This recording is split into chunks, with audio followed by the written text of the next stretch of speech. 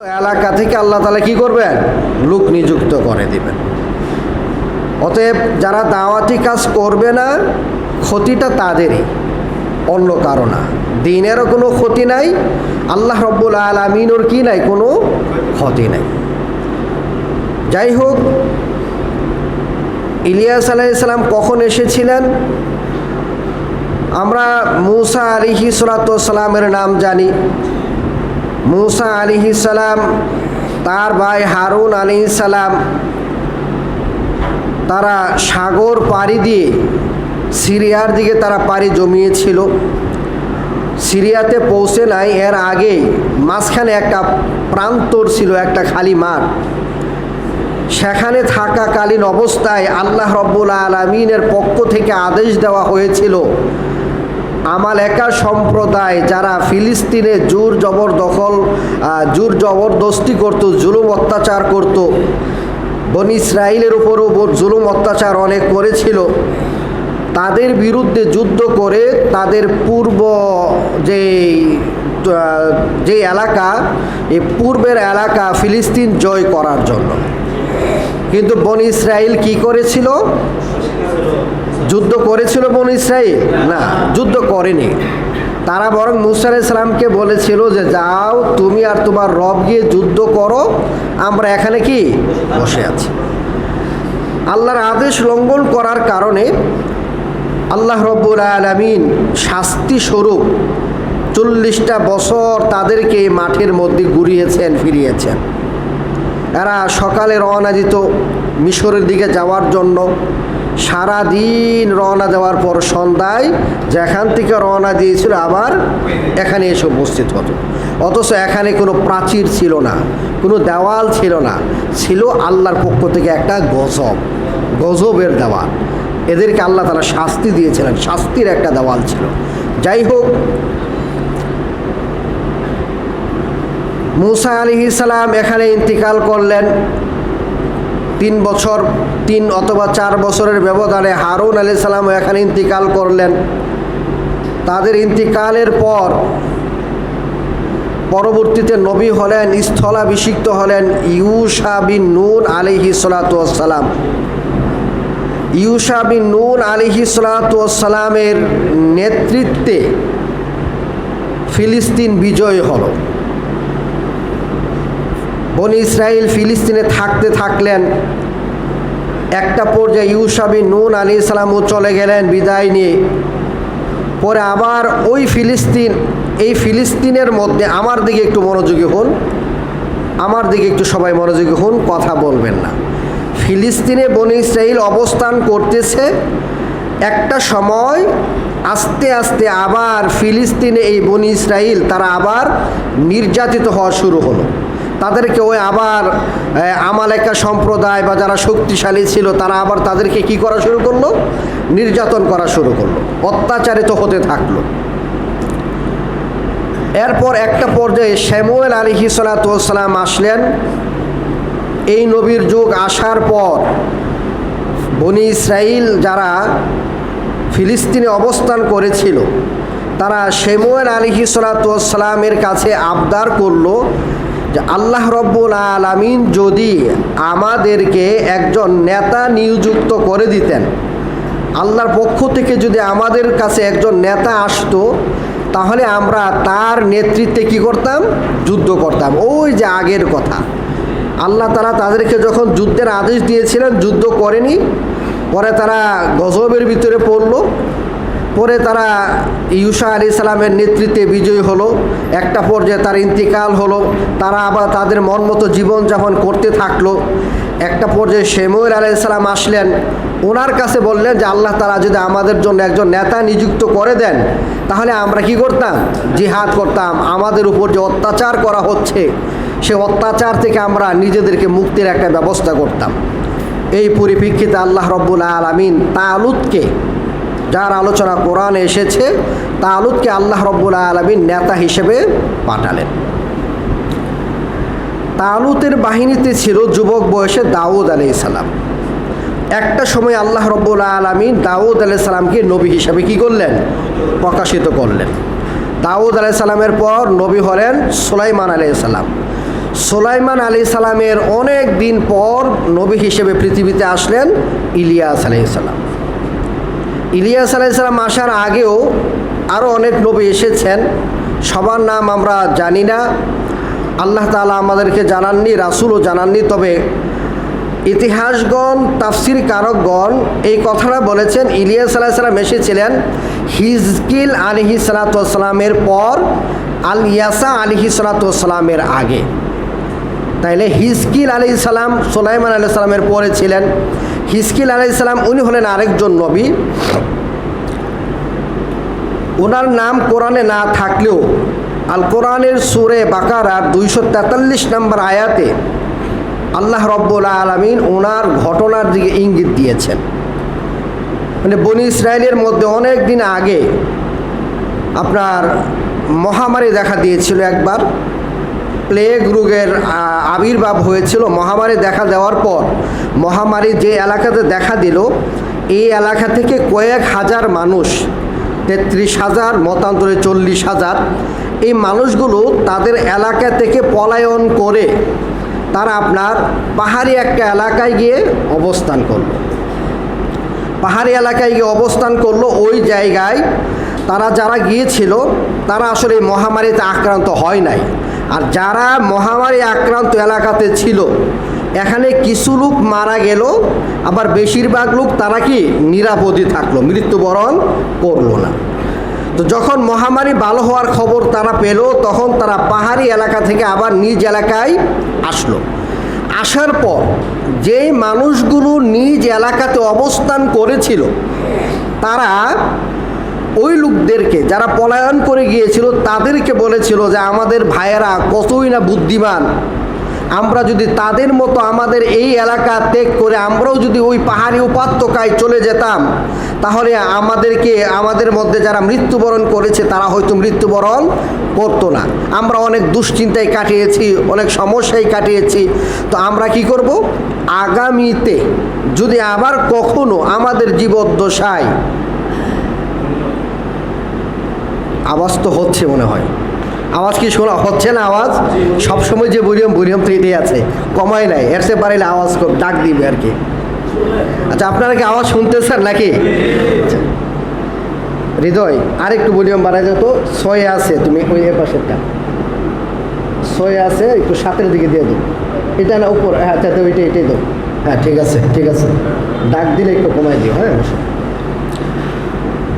তো যারা নিজ এলাকাতে অবস্থান করেছিল তারা কি বলেছিল যে আমাদের ভাইয়েরা কতই না বুদ্ধিমান, তারা তাদের এলাকা ছেড়ে চলে গিয়েছিল, যার কারণে তাদের কি হয় নাই, কোনো ক্ষতি হয় নাই। কথা বুঝতেছেন তো? তাদের কোনো ক্ষতি হয় নাই। তো আগামীতে যদি কখনো আবার কি হয়, মহামারী হয়, তাহলে আমরাও কি করব, আমাদের এই ভাইদের সাথে আমাদের এই এলাকা ত্যাগ করে আমরাও চলে যাব।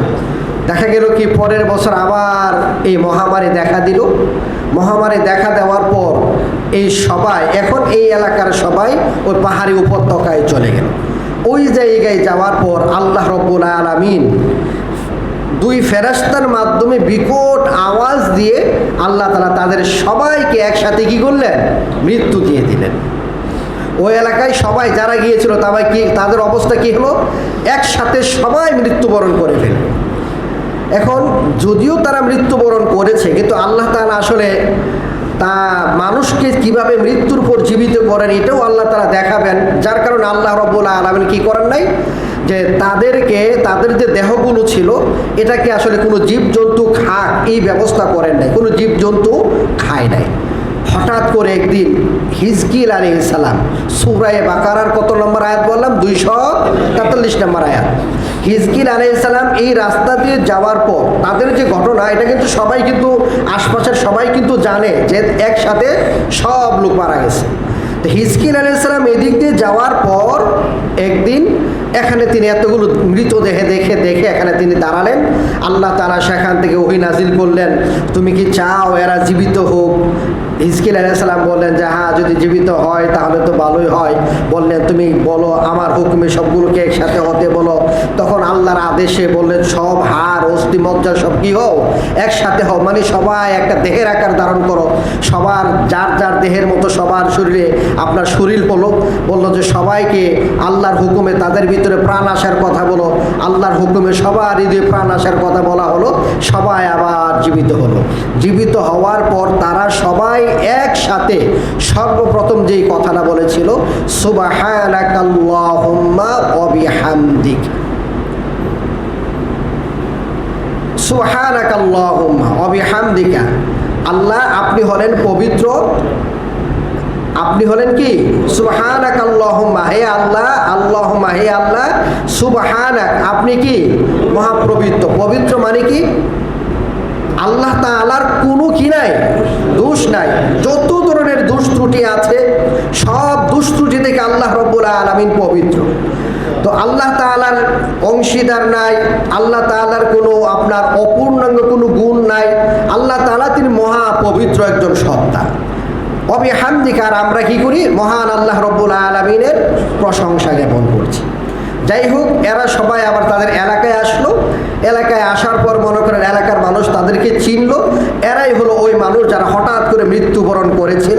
তো এরা এলাকায় বসতি স্থাপন করলো, মানে এলাকাতে থাকতে থাকলো। কিন্তু হলো কি, এরা যেই কাপড়ই পরতো, কাপড় আর এটা নতুন থাকতো না, সব কাপড় কি হয়ে যেত, পুরাতন হয়ে যেত।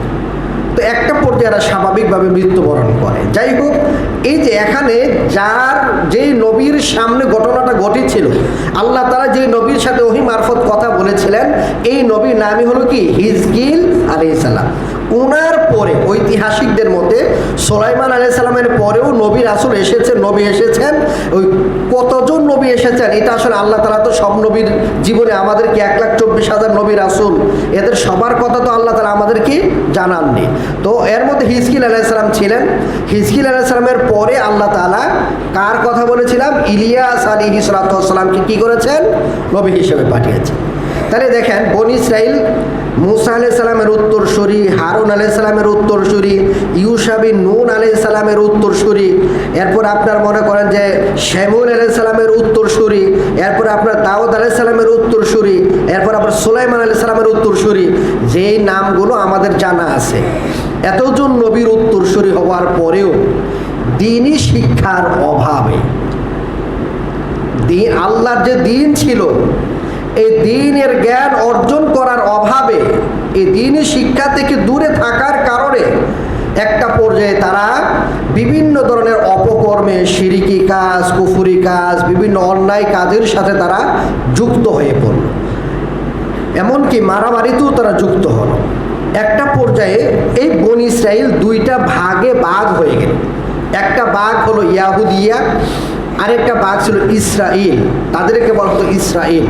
ইয়াহুদিয়া যারা, তাদের রাজধানী ছিল আপনার বাইতুল মুকাদ্দাস, বর্তমান বাইতুল মুকাদ্দাস, এখানে তারা অবস্থান করত। আর ইসরাইল যারা, তাদের রাজধানী ছিল বর্তমান নাবলুস, ফিলিস্তিনের পশ্চিম তীরে বাণিজ্যিক একটা এলাকা, এই এলাকা ছিল তাদের রাজধানী। এই এলাকাতে ইসরাইল যে এলাকা, এই এলাকাতে একজন রাজা ছিল আখিয়া বা আখিব নাম, তার স্ত্রী ছিল ইসবিল। এই এলাকাতে আল্লাহ তাআলা ইলিয়াস আলাইহিস সালামকে সর্বপ্রথম কি করেছেন, জর্ডান থেকে এই ইসরাইল যে এলাকা, ফিলিস্তিনের নাবলুস যে এলাকা, এই এলাকাতে আল্লাহ তাআলা তাকে দাওয়াত দেওয়ার জন্য নবী হিসাবে পাঠালেন। এই এলাকার অবস্থাটা কি ছিল, বাদশা আখিয়াবের যে স্ত্রী ছিল, বাদশা আখিয়াবের স্ত্রী ইসবিল, তার বড় একটা মূর্তি ছিল যার নাম হলো বাল। নাম কি, বাল।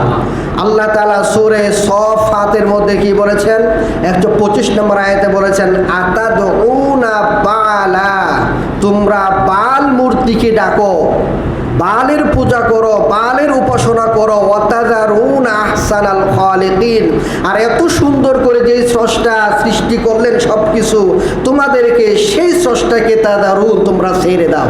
মানে তোমরা আল্লাহকে বাদ দিয়ে তোমরা বাল মূর্তির কি করেছো, পূজা করা শুরু করেছো। বাল মূর্তির ব্যাপারে কিছু কথা আমরা বলে নেই। এই বাল মূর্তির পূজা চলতো মুসা আলাইহিস সালামের সময় সিরিয়ায়। এই বাল মূর্তির অপর নাম হলো হুবুল। আর হুবুল মূর্তিটা কোথায় ছিল আমাদের নবীর সময়ে? কাবার ভিতরে। কোথায় ছিল? কাবার ভিতরে। মূলত কাবাতে আরবে মূর্তি পূজা শুরু হয় বাল বা হুবুল যার অপর নাম তাকে কেন্দ্র করে। মক্কার খুজা গোত্রের নেতা আমর বিন লুহাই সিরিয়া গেল। সিরিয়া গিয়ে দেখলো, ব্যবসা করতো, এরা তো বড় বড় ব্যবসায়ী ছিল। ব্যবসা করতে গিয়ে দেখলো সেখানে তারা এই মূর্তির মাধ্যমে তারা আল্লাহর কাছে বৃষ্টি চায়। মূর্তির কাছে কি করে? বৃষ্টি প্রার্থনা করে। তারা বৃষ্টি প্রার্থনা করে মূর্তির সাহায্যে। সেখানে সিরিয়া এলাকাটা তৎকালে সবুজ শ্যামল ছিল, অনেক ফল ফসল উৎপন্ন হতো। না, এই লোকটা ভাবলো কি, তাহলে আমরা ওই কাজ করি, আমি যদি যত টাকাই লাগুক, টাকা তো ছিল না ওই সময়ের যে মুদ্রা, টাকা বলতে আমাদের বোঝানোর উদ্দেশ্য যেটাতে বিনিময় চলত, যত মূল্যই লাগুক আমি কি করব, এই মূর্তিটাকে আমি মক্কায় নিয়ে যাব। সেখানে গেলে আমরাও এটার মাধ্যমে বৃষ্টি চাইলে বৃষ্টি হবে, আমাদের মক্কা একেবারে সবুজ শ্যামল হয়ে যাবে, অনেক ফল ফসল উৎপন্ন হবে। এই দৃষ্টিকোণ থেকে এই আমর বিন লুহাই অনেক মূল্য দিয়ে বাল নামক মূর্তিটা, যার অপর নাম ছিল হুবুল, এই মূর্তিটাকে ক্রয় করে নিয়ে যায় এবং সর্বপ্রথম কাবা ঘরের ভিতরে এটাকে প্রতিস্থাপন করে।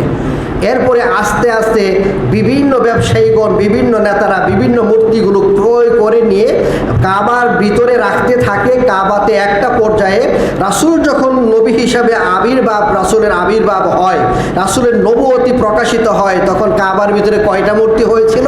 360টা। এই বাল যার অপর নাম হুবুল, এখান থেকে এটার শুরু হয়। এখানে আমরা দুইটা কথা আপনাদেরকে বলে নিই।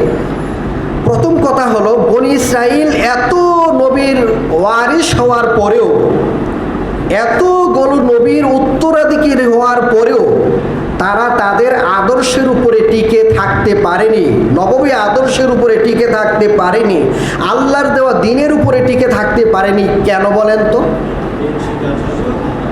নবী রাসূলদের যে দ্বীন ছিল, আল্লাহ তাআলা তাদের মাধ্যমে যে দ্বীন দিয়েছিলেন, সেই দ্বীন তারা অর্জন করেনি, সেই দ্বীনের জ্ঞান অর্জন করেনি, সেই দ্বীন কি সেটা বুঝেনি, সেই দ্বীনের উপর আমল করেনি।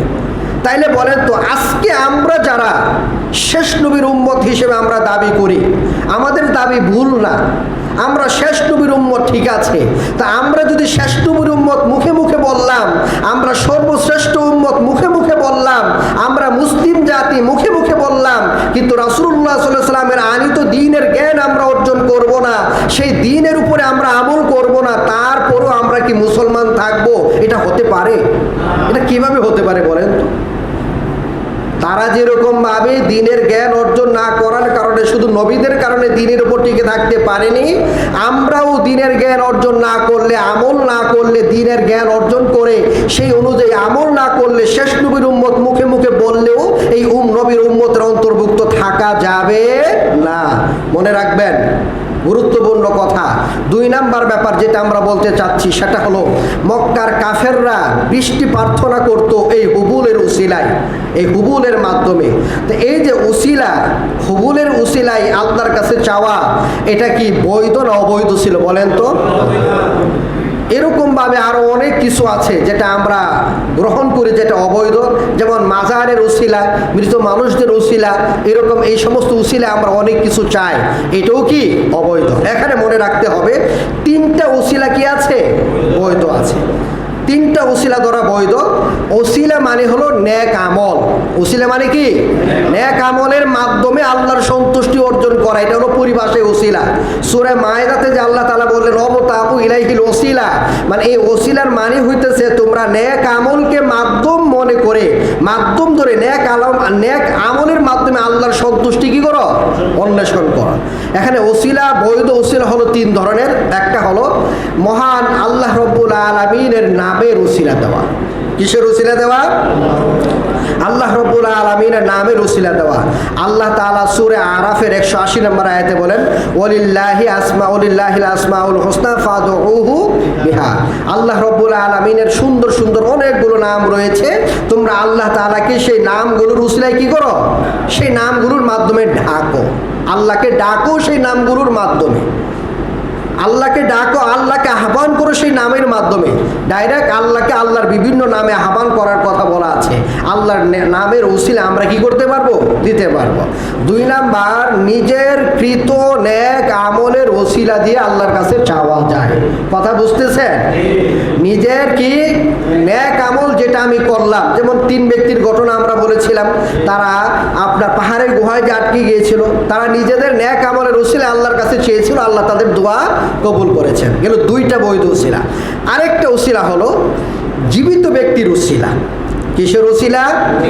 মৃত ব্যক্তির ওসিলা বলছি না, জীবিত ব্যক্তির ওসিলা। এটা 2 ভাবে হতে পারে। জীবিত ব্যক্তির ওসিলাটা আমরা কিভাবে দেব?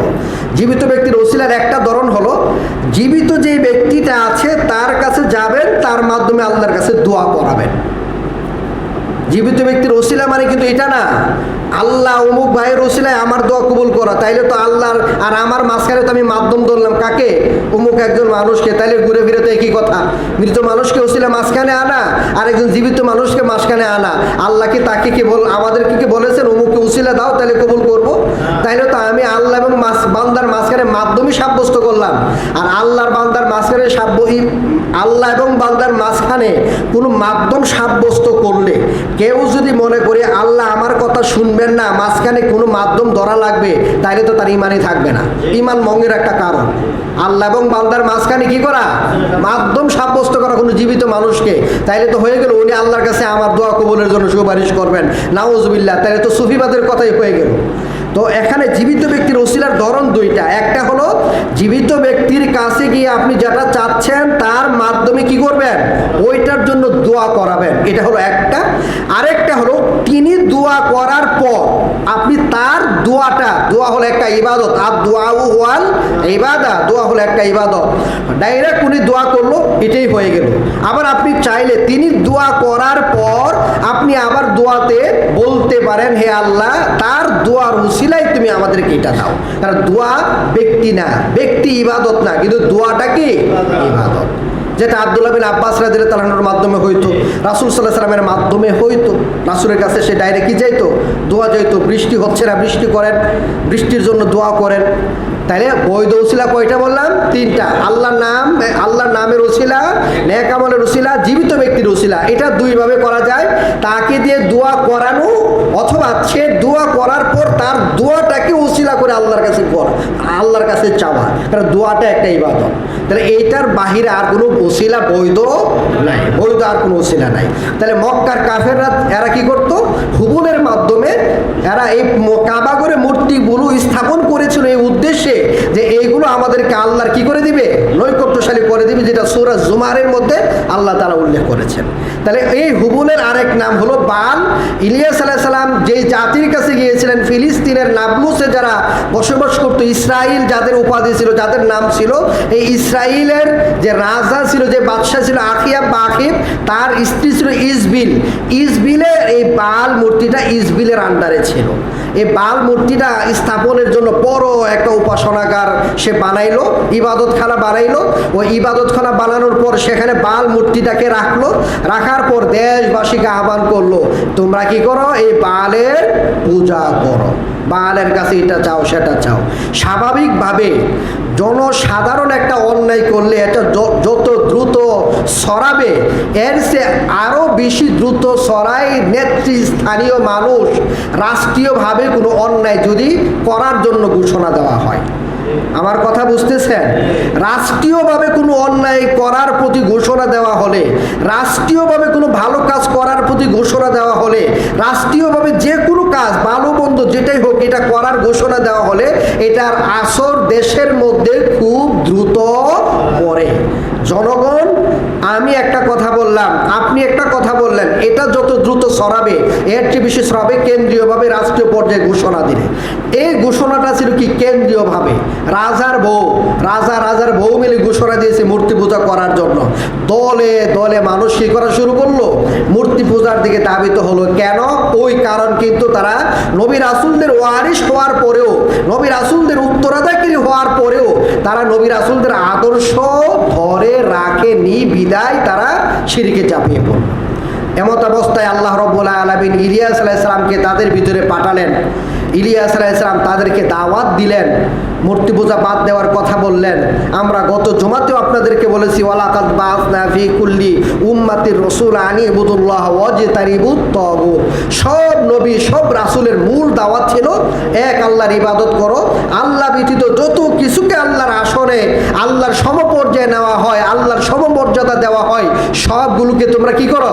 বর্জন করো। ইলিয়াস আলাইহিস সালাম এই কথাই বলেছিলেন, তার কওমকে এই কথাই বলেছিলেন, আলা তাত্তাকুন, তোমরা কি আল্লাহকে ভয় করবে না? তোমরা আল্লাহকে বাদ দিয়ে তাদারুনা আহসানাল খালিকিন, আল্লাহকে তোমরা বাদ দিচ্ছ, তাদউনা বালা, তোমরা বালকে আহ্বান করতেছো, এটা কেমন কথা? সূরা সফফাতে যেটা আল্লাহ বললেন। তো ইলিয়াস আলাইহিস সালাম তাদেরকে তাওহীদের দাওয়াত দিলেন, স্বাভাবিকভাবে দাওয়াত দিচ্ছেন, কিন্তু দাওয়াত দিলে হকের দাওয়াত যারাই দেয় তাদের উপরে তো বাধা বিঘ্নতা আসে। অন্যান্য নবী রাসূলদের মতো ইলিয়াস আলাইহিস সালামের ব্যাপারও ব্যতিক্রম ঘটেনি।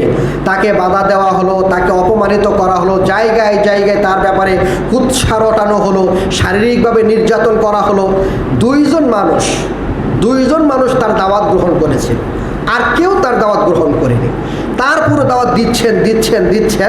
একটা পর্যায়ে ইলিয়াস আলাইহিস সালামকে হত্যার ষড়যন্ত্র করা হলো। ইলিয়াস আলাইহিস সালাম শেষ পর্যন্ত তার প্রাণটাকে বাঁচানোর জন্য কি করলেন? পাহাড়ের গুহায় আশ্রয় নিলেন। ওই জায়গায় গিয়ে আল্লাহর কাছে দোয়া করলেন, হে আল্লাহ, তুমি এই এলাকায় বৃষ্টি বন্ধ করে দাও। কি বন্ধ করে দাও? বৃষ্টি বন্ধ করে দাও। আমরা তো নদীমাতৃক এলাকা আমাদের এই বাংলাদেশ, যার কারণে বৃষ্টির মর্যাদা খুব কমই বুঝি। যে এলাকায় এত নদী নাই, বৃষ্টির মর্যাদা আমরা তো এখন ওই মেশিনের সাহায্যে মাটির নিচ থেকে পানি তুলতে পারি। যদি এই ব্যবস্থাটা না থাকতো তাহলে বৃষ্টির দিকে আমাদেরকে তাকিয়ে থাকতে হতো। আগেকার সময়ে বৃষ্টি ছিল ফসল উৎপাদনের মূল একটা ব্যবস্থা। বৃষ্টি হইলে নদ নদী খাল বিল এগুলোতে পানি থাকতো যথেষ্ট পরিমাণ, এটার মাধ্যমে ফসল উৎপন্ন করা যেত। সাগরের পানি দিয়ে কি ফসল উৎপন্ন করা সম্ভব? লবণাক্ত পানি, সাগরের পানি আসলে তো এলাকা আর কি হয়ে যাবে, উর্বরতা নষ্ট হয়ে যাবে, মরুভূমিতে পরিণত হবে এই ফসলের জমিগুলো। তো যাই হোক, আল্লাহ রাব্বুল আলামিন কি করলেন? ওই দুর্ভিক্ষ দিয়ে দিলেন। ইলিয়াস আলাইহিস সালাম আত্মগোপনে থাকলেন। কিছুদিন পর আল্লাহর নির্দেশে ইলিয়াস সালাম বের হলেন। উনিও চিন্তা করলেন যে এখন মনে হয় যেহেতু অনেক দিন যাবৎ দেশের মধ্যে দুর্ভিক্ষ চলতেছে, আমি যদি এই অবস্থায় গিয়ে দুর্ভিক্ষটা দূর করার ব্যবস্থা করতে পারি, মানে আল্লাহর কাছে দোয়া করলে যদি দুর্ভিক্ষ দূর হয়, অবস্থা ভালো হয়, এই মুজিজা দেখার পর যদি দেশের জনগণ ব্যাপারটা আমার দাওয়াতটা গ্রহণ করতেও পারে, এই চিন্তা থেকে তিনি বাহিরে আসলেন। বাহিরে এসে আবার ওই আখিয়া বাদশার দরবারে ওই রাজার কাছে গেলেন। তাকে গিয়ে বলতেছেন, দেখো এই যে দেশে দুর্ভিক্ষ হচ্ছে, এটার জন্য মূল কারণ হচ্ছে আল্লাহর নাফরমানি। মূল কারণ কি? আল্লাহর নাফরমানি। তার মানে আমাদের সময়েও যে বিপদগুলো আমাদের উপরে আসবে, বুঝতে হবে এটার পিছনে মূল কারণ কি? আল্লাহর নাফরমানি। কথা বুঝেন না? আমাদের উপরেও যে গজবগুলো আসে, আমাদের উপরে যে বড় বড় বিপদগুলো আসে, আমাদের উপরে যে আমরা এই যে রোগ, এত সরাসরি রোগের বিস্তার, এই যে নিজেদের ভিতরে, এই দেশের ভিতরে মানুষে তুচ্ছ ঘটনাকে কেন্দ্র করে কি করা, মেরে ফেলা হচ্ছে। গতকালকেও তো দেখলাম 10 লাখ টাকা চাঁদার জন্য একজন মানুষকে কি করা হচ্ছে, প্রকাশ্যে লাঠি দিয়ে, পাইপ দিয়ে তাকে ফিটানো হচ্ছে। সব মানুষগুলো দাঁড়িয়ে দেখছে আর ভিডিও করতেছে। তো এই ঘটনাগুলো অহরহ ঘটতেছে। বুঝতে হবে এগুলো পাপের ফসল, পাপের কারণে এগুলো হচ্ছে। ইবনে মাজার 4019 নম্বর হাদিসে রাসূল সাল্লাল্লাহু আলাইহি ওয়াসাল্লাম বলে দিয়েছেন, আল্লাহ এবং তার রাসূলের বিধান বাদ দিলে নিজেদের ভিতরে আল্লাহ তাআলা দ্বন্দ্ব বাড়ায় দিবেন। তাই হচ্ছে, এটা কমবে না, এটা বাড়তেই থাকবে। আল্লাহর বিধান থেকে আমরা যত দূরে যাব, এই অশান্তি তত বাড়বে। এগুলো আল্লাহর পক্ষ থেকে গজব। তো বুঝতে হবে যে আমাদের উপরেও যে বিপদ আপদগুলো আসে, বেশিরভাগই কি আল্লাহর পক্ষ থেকে গজব। আল্লাহ তাআলা পরীক্ষা করেন, তার ঈমানদার বান্দাদেরকে পরীক্ষা করেন। পরীক্ষা কোনটা, গজব কোনটা, এটা বোঝার ব্যাপারও আমরা আলোচনা করেছি। যাই হোক, তো ইলিয়াস আলাইহিস সালাম তাদেরকে, ওই বাদশাকে এসে বললেন, দেশের মধ্যে যে একটা দুর্ভিক্ষ চলতেছে, এটার পিছনে মূল কারণ কি? আল্লাহর নাফরমানি। আল্লাহর নাফরমানির কারণে, আল্লাহর অবাধ্য হওয়ার কারণে এই অবস্থা হচ্ছে। তাইলে তোমরা এক কাজ করো। ইলিয়াস সালাম বলতেছেন, তোমরা এক কাজ করো, তোমরা তো বাল দেবতার পূজা করো, তোমরা বলো। এরা বলতো কি, বাল দেবতার 450 নবী, মানে তার 450 কি আছে, দূত আছে, যারা সারা দেশে ছড়ায় ছিটে আছে। তো তোমরা তো বলো যে বাল দেবতার 450 নবী আছে, তাইলে এক কাজ করো, এই 450 নবী যারা আছে বাল দেবতার, এদেরকে বলো এরা যাতে কি করো, এরা যাতে দুর্ভিক্ষ দূর করে দেয়। অথবা এক কাজ করো, এদেরকে একসাথে করো, একসাথে করে আমরা এক কাজ করি, আমরা কুরবানি করি। তোমাদের নবীরা তোমরাও কুরবানি করবে বাল দেবতার নামে, আমিও কুরবানি করব আল্লাহর নামে। আর ওই সময়ে কুরবানি করলে কুরবানি কবুল হওয়ার মাধ্যমটা বোঝা যেত। যার কুরবানি কবুল হতো তারটা কি করতো, আসমান থেকে আগুন এসে এটাকে খেয়ে ফেলতো, আগুনে জ্বালিয়ে দিত, ভস্ম করে দিত। তাহলে টুকের সামনে ঘটনাটা করতো। এখন কারটা কুরবানি, কার কুরবানি কবুল হলো, আগুন এসে জ্বালাইলেই তো কি করা যাবে, বোঝা যাবে। তাহলে এক কাজ করো, 450 নবী বাল দেবতার 450 নবীকে একসাথে করো, এরা বাল দেবতার নামে কুরবানি করুক। যদি বাল দেবতার কুরবানি কবুল হয়ে যায় তাহলে তো দুর্ভিক্ষ দূর হয়ে যাবে, সন্তুষ্ট হয়ে তিনি দুর্ভিক্ষ দূর করে দিবেন। আর আমিও কুরবানি করি, যদি আমারটা দেখা কবুল হয় তাহলে আমারটা তোমরা মেনে নিবা। এখন সবাই খুশি, ঠিক আছে।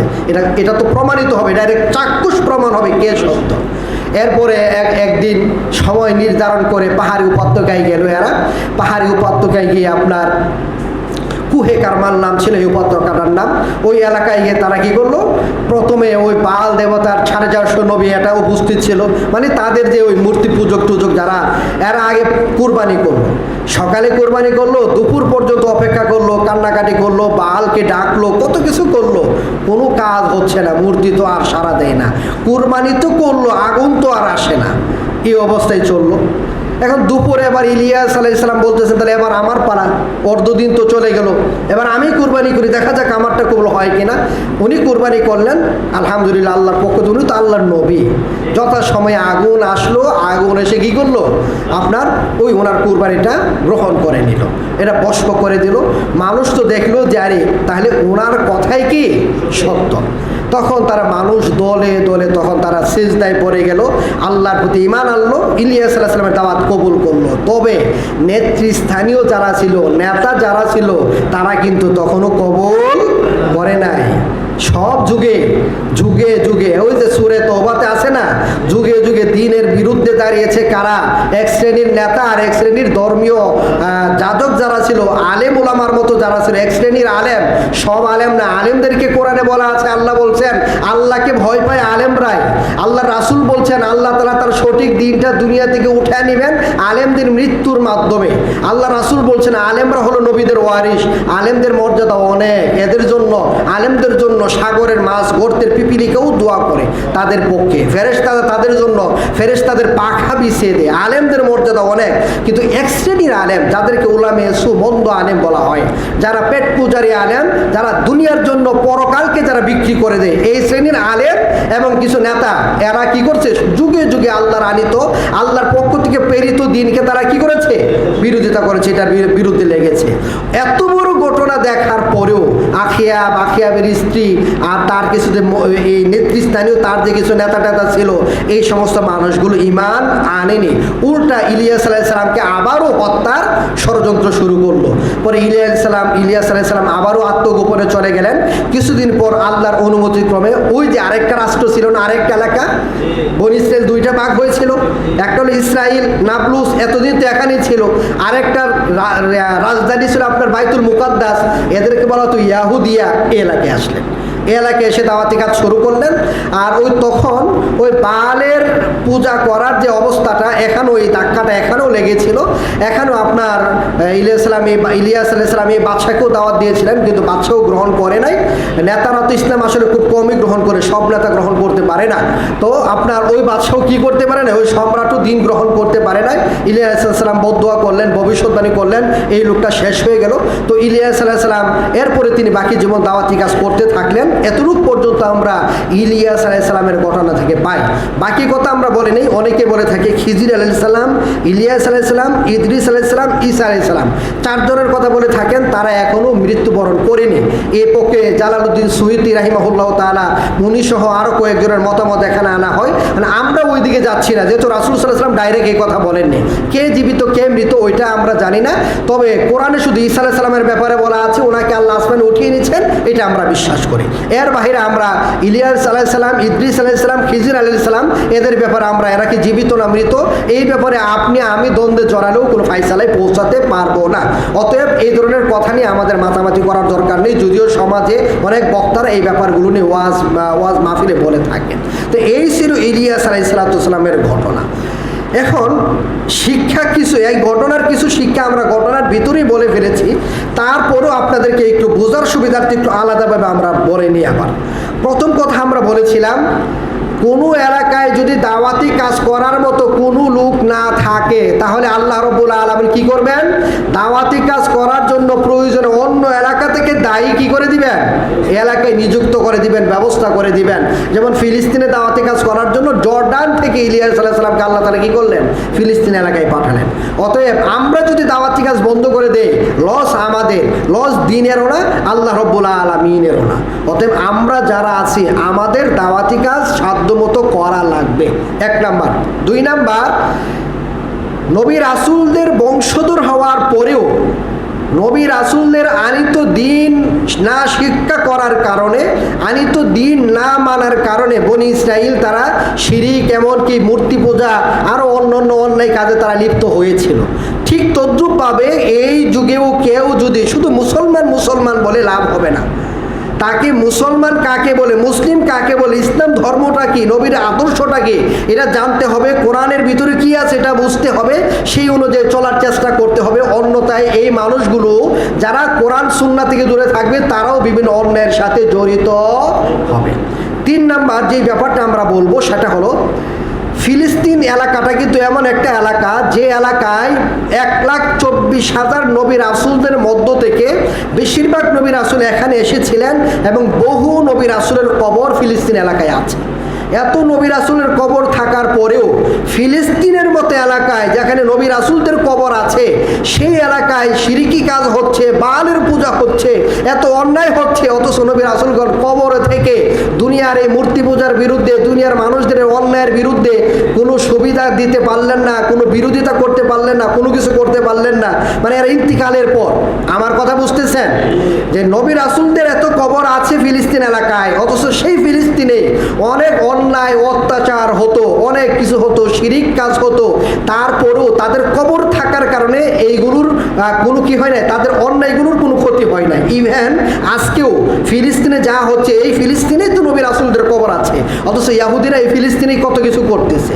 নবী রাসূলগণ কবরে আছেন, কবরে থাকার পরেও তারা দুনিয়ার কোনো উপকার বর্তমানে করতে পারতেছেন না।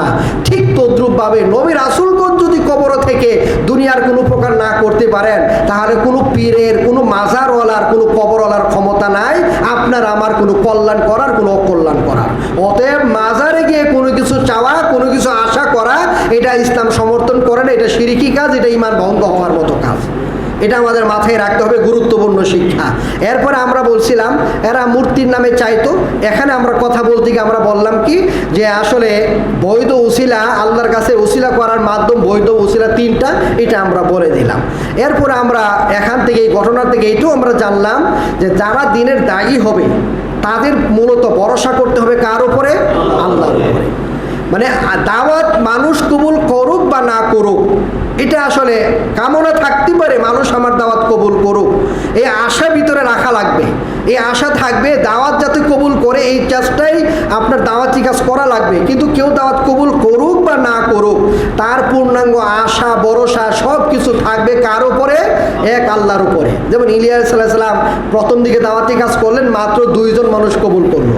ইউনূস আলাইহিস সালামের ঘটনা আমরা গত জমায় বলেছিলাম, তিনি যে এলাকায় এসেছিলেন প্রথমে দাওয়াতি কাজ করলেন, একজন মানুষও কবুল করে নাই, দ্বিতীয়বার কবুল করেছে। ইলিয়াস আলাইহিস সালামের বেলায়ও দ্বিতীয়বার কবুল করো। তো অতএব এই বিষয়গুলো আমরা মাথায় রেখে আমরা ইনশাল্লাহ চলাচল করব এবং আমরা আল্লাহর দ্বীনকে শেখার চেষ্টা করব, বিভিন্ন শিরিক কাজ থেকে আমরা দূরে থাকব। আল্লাহ রাব্বুল আলামিন আমাদের সবাইকে এই আমরা যে আজকে ইলিয়াস আলাইহিস সালামের ঘটনা এবং সেখানের যে শিক্ষাগুলো আলোচনা করলাম, এই শিক্ষাগুলো আমরা যাতে আঁকড়ে ধরতে পারি সেই তৌফিক আমাদেরকে দান করুন, আমিন।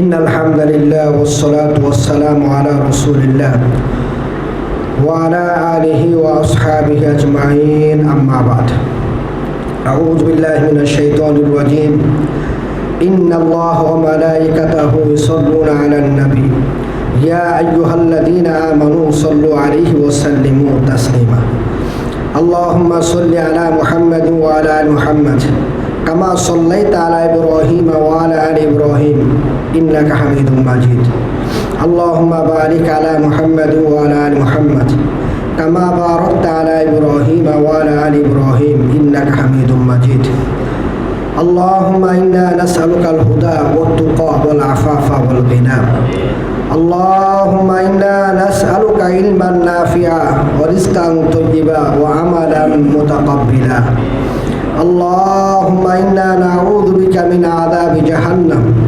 ونعوذ بك من عذاب القبر ونعوذ بك من فتنة المسيح الدجال ونعوذ بك من فتنة المحيا والممات اللهم إنا نعوذ بك من الكفر والفقر ونعوذ بك من عذاب اللهم إنا نعوذ بك من الكفر والفقر ونعوذ بك من عذاب القبر اللهم اغفر لنا وارحم على أمواتنا واغفر لنا وللمؤمنين والمؤمنات والمسلمين والمسلمات اللهم حاسبنا حسابا يسيرا اللهم إنك عفو كريم تحب العفو فاعف عنا اللهم لا تزغ قلوبنا بعد إذ هديتنا وهب لنا من لدنك رحمة إنك أنت الوهاب اللهم ظلمنا أنفسنا وإن لم تغفر لنا وترحمنا لنكونن من الخاسرين